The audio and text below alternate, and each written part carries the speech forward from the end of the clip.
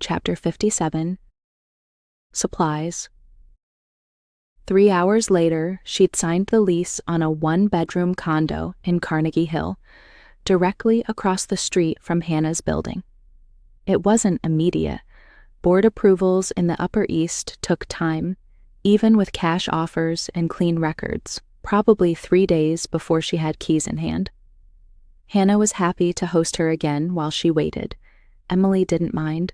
She liked looking out the living room window toward the red brick facade of her future home, counting the floors, guessing which window might be hers. For a moment, the thought struck her. She and Hannah could have passed messages back and forth at night with flashlights like they used to in high school. Morse code, blinks of light. She almost smiled until the memory clarified. That hadn't been Hannah. That had been Lexi. Emily blinked and the thought vanished, swallowed by the hum of the refrigerator and the weight in her chest. Emily moved like a ghost through Hannah's apartment. She didn't knock things over. She didn't speak. She barely breathed. The grocery list was in her hand, but she wasn't reading it, just letting her eyes rest on the shapes of the words, not their meaning. Almond milk, pasta, gloves. Gloves? Her fingers curled slightly. No reaction, just moved to the next line. It was easier to stay in motion. If she stopped, if she sat down, or let herself think too long, something awful might uncoil inside her. Something final. She opened the fridge, closed it again. Wrong temperature, wrong air. Nothing here was hers yet. The cupboard handle clicked as she pulled it. Then again, and again, as if repetition could grant some illusion of normality. Hannah's voice drifted in from the other room, gentle, casual, asking if she wanted tea. Emily didn't answer. She left again at 1:15, crossing Lex Avenue toward the Bodega ATM with the sticky keypad. $650 in crisp 50s. She counted them twice before sliding them into an envelope and walking 3 more blocks to the convenience store Antaros selected, which sold prepaid debit cards. Antaros had been precise, $500 vanilla Visa, physical card, no reloads. She stood under flickering fluorescent light while the cashier activated it. The receipt stuffed deep into her pocket, out of sight. Next, off to a cheap clothing store to purchase 4 hoodies, 2 pairs of socks, 2 tracksuit pants, and oversized running shoes. Antaros did not want any clues to her actual size, or even walking gait. Wearing 2 thick socks, oversized shoes, and 4 hoodies will be uncomfortable, so you won't even walk normal. You will look different, still or moving, on any street video. Antaros had explained that there was a low-cost 24-hour gym about 4 blocks from Hannah's place. She needed to sign up and pay for 1 month, using her university ID.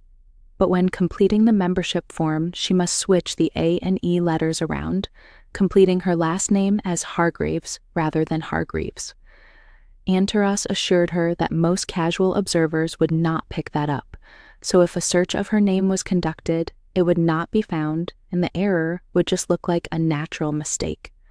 She needed to use the gym once, as soon as possible. Then, on the way to James's place, she would enter in her normal clothes, use some of the equipment, and then put on all of the extra layers and leave. Then, when returning from James's place, she needed to do the reverse. Finally, before Antaros called, she still needed to get a basic resuscitation kit, a small 2-pound oxygen cylinder, and medical gloves. At 2:31, she was out of the final store, all supplies in hand, and about to start her recon mission, working out the best path from Hannah's apartment. She should not be a suspect, but it is important that she minimize her appearance on any street cameras within a 3-block radius of Hannah's place. At 2:46, her phone buzzed. Her phone didn't dial a number, but Antaros had routed a call to the industrial supplies company through her laptop and back to her phone, somehow. Voice modulated, untraceable. A mute indicator displayed, so she just watched the waveform move on screen as the call connected. Antaros had explained Emily would not need to talk, just listen. "Hi there, yeah, calling from Kingsley Systems," Antaros's voice began, calm, slightly annoyed. "Yeah, we're servicing the Hudson Tower unit this week, but we've got an issue with cylinder compatibility. The usual 50s won't clear the MES access, and the freight lifts offline." Pause. "Is there anything Antaros can't do?" said Emily to herself quietly, ever surprised at Antaros's mastery over technology. "Right, so we need the 35-pound aluminium CO2, full charge, standard valve. You've got that in stock, right?" Another pause, then friendly chuckle. "Yeah, figures. Everyone needs them now."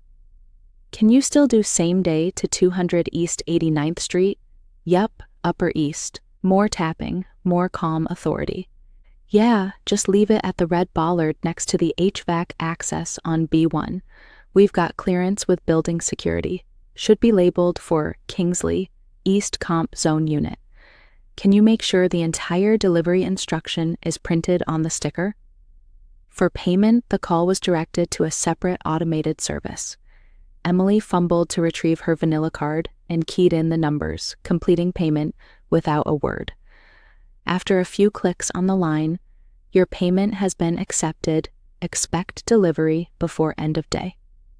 Antaros signed off with a weary thanks and a muttered, "God, I hate this building." Emily didn't speak. She just watched the waveform flatten and disappear. With no call instructions, Emily needed to watch the road from the apartment window. At 5:09, the package arrived. No one buzzed, no signature required. She waited 5 minutes before going down. The elevator smelled of cardboard and too much perfume. The cylinder was exactly where they said it would be. Silver, cold, her name nowhere on it. Emily crouched and tried to lift it. It must have been more than 40 pounds. Emily maneuvered the thick black duffel bag and leaned the cylinder into the bag she'd bought from the surplus store the day before. Military grade, reinforced bottom, easily strong enough to handle the weight. The canvas strained slightly as she zipped it closed. She strained to make it seem light, but no one saw her on the way back up. She clumsily wrangled it into Hannah's hall cupboard behind an unused mop and a box of old shoes. Nothing about it looked unusual. Emily stood for a moment in the dim cupboard light, listening to her own breathing. Then she shut the door and went back to making tea. Hannah stepped back into the kitchen, giving Emily a soft look. "You good in here?" Emily nodded, setting the kettle back on the stove. "Yeah, I just needed some air." Hannah tilted her head. "Go anywhere?" Emily paused, letting the steam from the mug fog her glasses just a little. "Thought I'd check out the neighborhood," she said. Walked through Carl Schurz Park for a bit. It was a harmless lie. She hadn't gone east at all. It was a mad rush, checking alleys, counting security cameras, and noting blind spots to work out optimum routes for J-Day. But the name sounded peaceful, familiar, the kind of thing someone hopeful might say. Hannah smiled. "Oh, it's real pretty out there this time of year." Emily mirrored the smile faintly. "Yeah," she said, "it really is." Meanwhile, Antaros was busy, analyzing all available data to figure out what Apple Watch apps James uses. James had a habit of charging his watch in the morning while having a shower. With the cover of Water Sounds, Antaros would use James's voice and ask the watch Siri various questions to figure out what apps to use. His watch battery was usually at 50% by the time he got home, but on J-Day, it needed to be well under 10%. Ideally, James would take the watch off and charge it. That would be the cue to execute, because managing time of death is much easier when the watch is not observing each and every heartbeat.